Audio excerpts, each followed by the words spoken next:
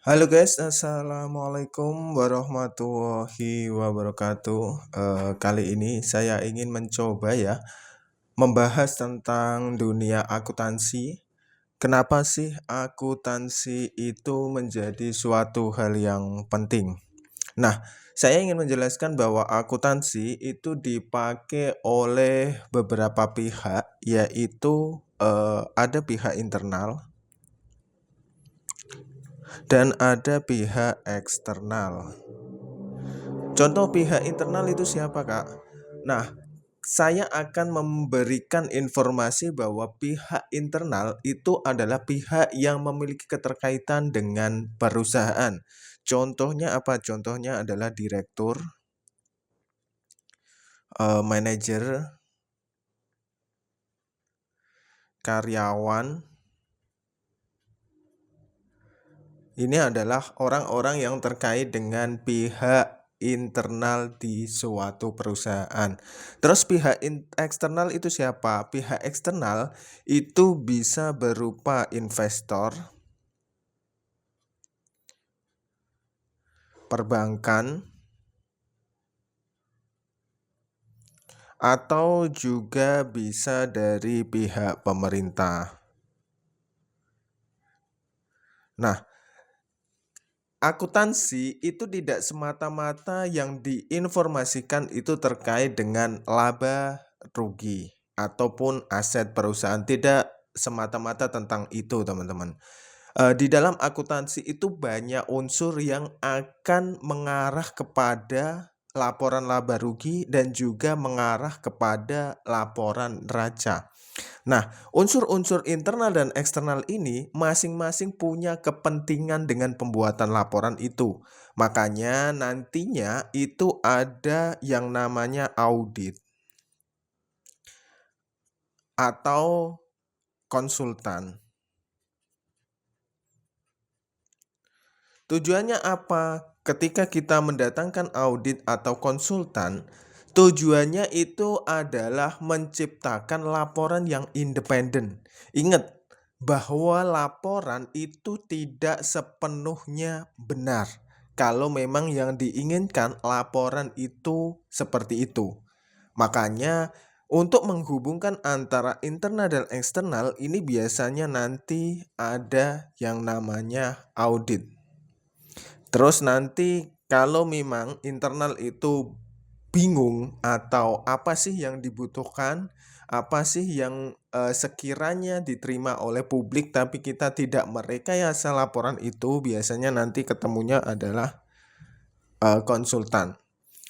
Nanti biasanya para perusahaan di akhir tahun itu mencari akuntan publik, terutama perusahaan-perusahaan yang telah go public atau perusahaan-perusahaan yang membutuhkan laporan di luar perusahaannya.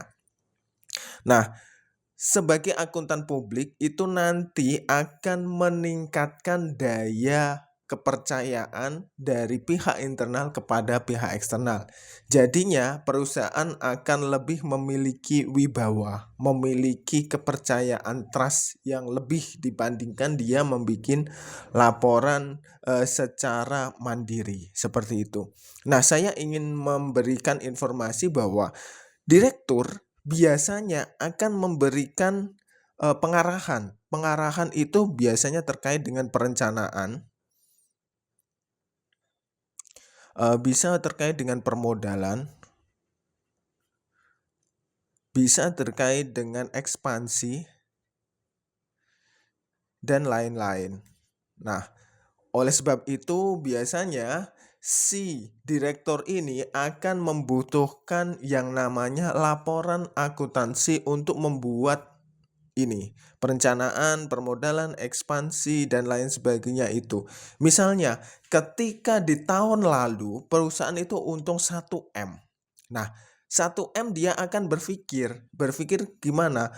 Ini uang akan digunakan untuk ekspansi usaha atau digunakan untuk memperbaiki mesin atau meningkatkan kapasitas mesin atau digunakan untuk penambahan karyawan dan lain sebagainya. Ini nanti akan menjadi tolok ukur tersendiri bagi seorang direktur, karena semua biasanya akan dikembalikan kepada seorang direktur. Terus manajer biasanya nanti itu akan memantau jalannya perusahaan.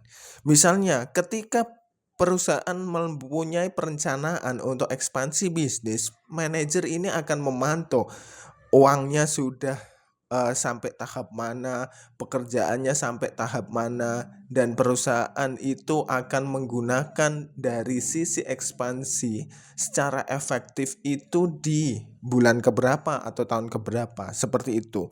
Misalnya, bos memberikan perencanaan untuk ekspansi dan nanti manajer akan melakukan tindakan atau realisasi karena uangnya itu diputar, maka yang triwulan 1 dia akan memberikan kucuran dana 25% misalnya. Triwulan 2 misalnya dia akan memberikan 50% misalnya, dan seterusnya. Nah, ini biasanya kaitannya dengan operasional perusahaan. Nah, operasional perusahaan cenderung tidak ditangani oleh direktur. Mereka cenderung ditangani oleh para manajer, baik itu manajer keuangan, HRD, ataupun quality dan lain sebagainya. Biasanya nanti ada pos-pos tersendiri yang berada di naungan mereka masing-masing, tergantung manajernya itu bergerak di bidang apa. Terus yang berikutnya biasanya hubungannya dengan karyawan. Contohnya karyawan apa, gaji. Nah, gaji itu cukup ndak? Kebanyakan karyawan ndak, itu mempengaruhi dengan rasio laba rugi ndak. Itu biasanya nanti akan memberikan dampak yang signifikan terhadap laporan keuangan. Di sisi lain, nanti misalnya memberikan sebuah reward dan punishment. Ini akan berpengaruh juga ketika diberikan reward yang seharusnya berapa? Misalnya 5% dari gaji atau 10% dari gaji dan lain sebagainya. Nanti bisa saja dilakukan untuk pemberian kepada karyawan. Nah, punishment-nya gimana? Punishment-nya misalnya potong karena dia tidak absen secara penuh atau terlambat, atau mungkin targetnya tidak clear dan lain sebagainya, maka punishment ini bisa diberikan misalnya terkait dengan keuangan, itu bisa. Nah, jadi karyawan itu juga memiliki pengaruh di dalam sistem keuangan. Untuk teman-teman yang belajar tentang akuntansi, maka teman-teman harus bisa melihat bagaimana sih struktur di seluruh perusahaan itu memiliki pengaruh terhadap akuntansi itu sendiri. Itu baru yang dari dalam internal. Kalau dari luar internal itu ada eksternal, yaitu investor, misalnya di saham. Ketika perusahaan menanamkan saham, tentunya kan dia ingin mendapatkan untung. Maka yang ditanami perusahaan itu akan dilihat pemimpinnya siapa, terus dilihat keuangannya bagaimana, keuntungannya seberapa, asetnya seperti apa, hutangnya seperti apa. Jangan sampai ketika dia invest, misalnya 1 triliun, ternyata perusahaan itu memiliki utang yang tinggi dan nanti menyebabkan kerugian, malah uang yang diinvestkan dari seorang investor atau perusahaan investasi itu malah berujung gagal dikembalikan.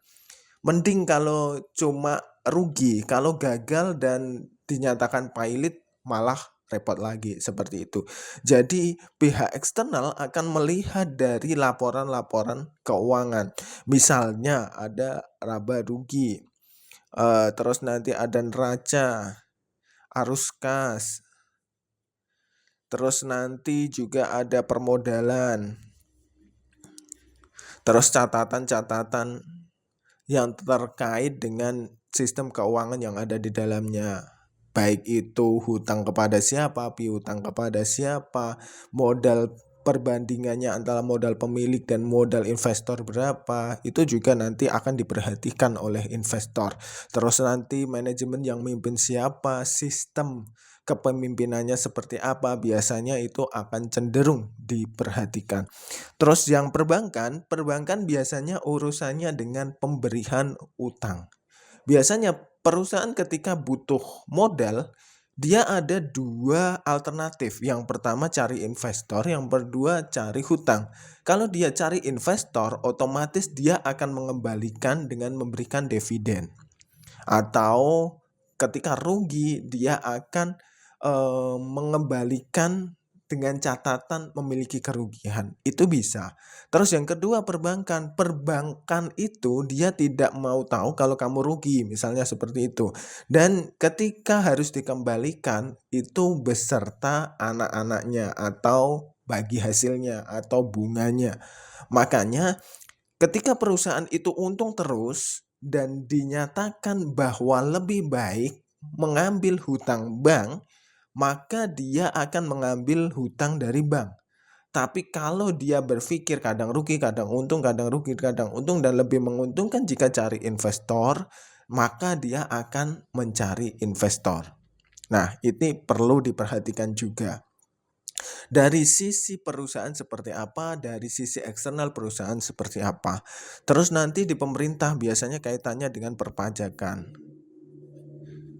CSR, dan lain sebagainya. Walaupun CSR ini hubungannya nanti dengan masyarakat, tapi biasanya pemerintah itu ikut mengawasi, sedikit ikut memberikan arahan dan lain sebagainya. Makanya ketika perusahaan berlakukan sebuah ilmu akuntansi, maka ada internal dan eksternal. Dan biasanya nanti audit atau konsultan ini sebagai penengah atas independensi dari internal dan eksternal.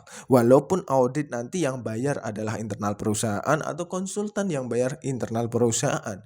Tapi setidaknya ketika dia mau menuju ke eksternal, katakanlah ke pemerintah untuk bayar pajak, dia tidak akan salah 100% atau tidak ada kegagalan dalam informasi yang mungkin ketika dikerjakan sendiri itu akan miss. Maka dia akan mengambil seorang konsultan. Dan audit itu biasanya untuk mengkoreksi apakah laporan, data, dan lain sebagainya yang disajikan perusahaan itu sudah benar atau tidak. Seperti itu teman-teman. Semoga informasi ini bermanfaat dan sampai jumpa di video selanjutnya. Dadah.